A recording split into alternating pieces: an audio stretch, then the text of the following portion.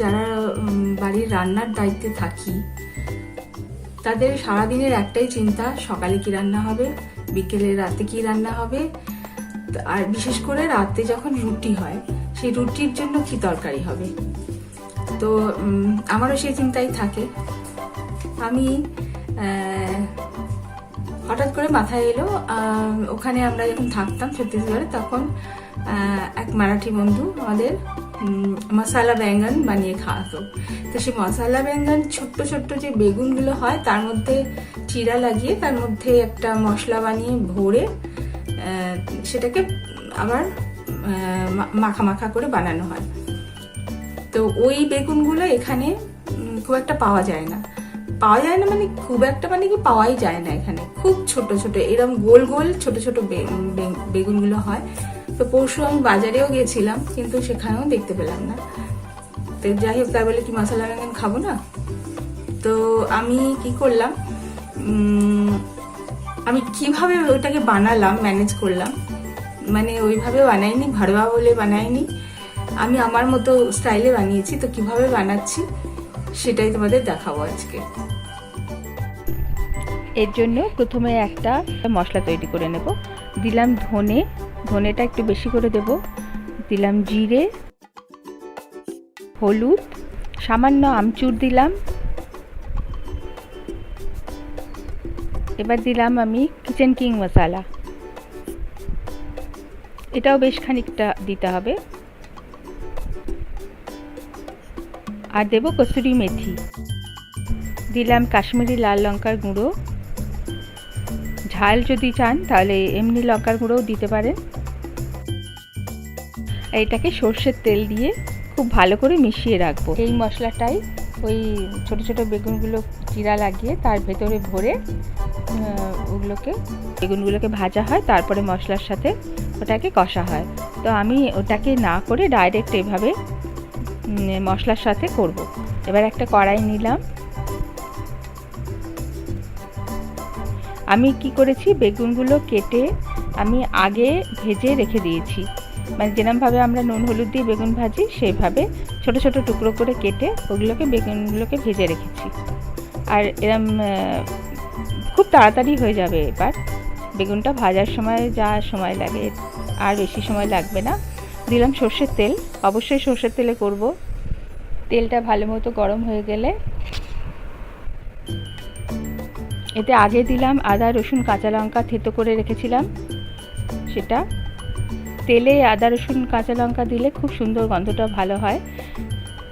এবার দেব কুচো করা পেঁয়াজ, আন্দাজ মতো দেবেন, আমাদের দুজনের মতন রান্না হবে। একটা মিডিয়াম সাইজ পেঁয়াজ নিয়েছিলাম, ওটাকে ভালো করে ভেজে নিতে হবে। এবার দিলাম একটা টমেটো কুচি, আমচুর দিয়েছি, টমেটো দিচ্ছি, আবার দই দেব। তো তিনটে টক জিনিস পড়বে, কিন্তু এটা টক সেরমভাবে টক হবে না, কারণ টমেটোগুলো অত টকও থাকে না বিশেষ।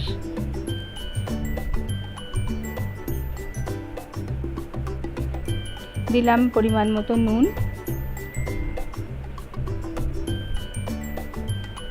এতে টমেটোটা আর পেঁয়াজ দুটোই নরম হয়ে যাবে। টমেটো নরম হওয়া পর্যন্ত এটাকে ভাজতে থাকবো।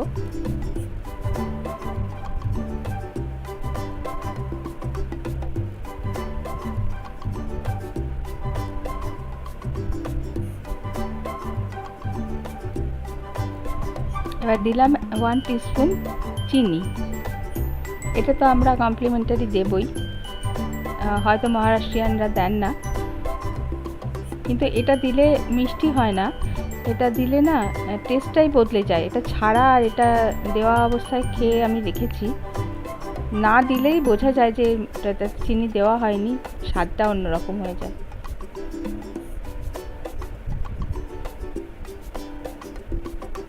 ভালো করে ভাজা হয়ে গেছে পেঁয়াজ আর টমেটোটা। এবার আমি যে মশলাটা বানিয়ে রেখেছিলাম সেই মশলাটা এটাতে দিয়ে দেবো। যেহেতু তেল দিয়ে মাখানো ছিল সেহেতু বাটিতে অনেকটাই লেগে থাকে, ওটাকে ভালো করে ধুয়ে আবার দিয়ে দেবেন। আর 1 বড় টেবিল স্পুনের মানে 1 টেবিল স্পুন আমি দইটাকে গাঢ় করে রেখেছিলাম, গাঢ় করে মানে কি হাং করে রেখেছিলাম, ছাঁকনিতে ছেঁকে রেখেছিলাম, যেন জলটা ঝরে গিয়ে গাঢ় হয়ে গেছে। তো গাঢ় দই আমি 1 টেবিল স্পুন দিলাম।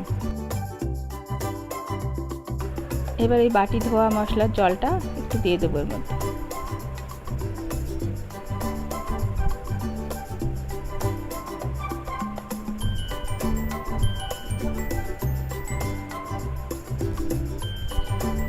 আর মশলাটা যেহেতু খুব একটা ভাজার দরকার নেই, তা এই তেলের গন্ধটা যাতে বেগুনের সাথে অ্যাবজর্ব করে নেয়, মানে কাঁচা যে মশলা তেল দিয়ে যে মশলাটা বানানো হয়েছিল সেটা এই সময় বেগুনটাও দিয়ে দিলাম। বেগুনটা এমনিতে ভাজা আছে, আর এটাকে খুব একটা জল টল তো দেওয়া হবে না।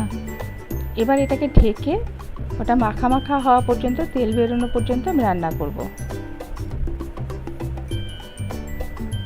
কি সুন্দর তেল তেল হয়ে এসছে ওপরটা, আর রুটি দিয়ে এত ভালো লাগবে খেতে এটা।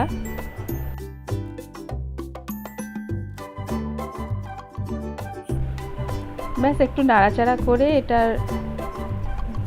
বানিয়ে নিলেই ব্যাস রেডি আমার মতন মশলা বেঙ্গন। কেমন লাগলো ভিডিওটা অবশ্যই জানাবে। ভালো থেকো।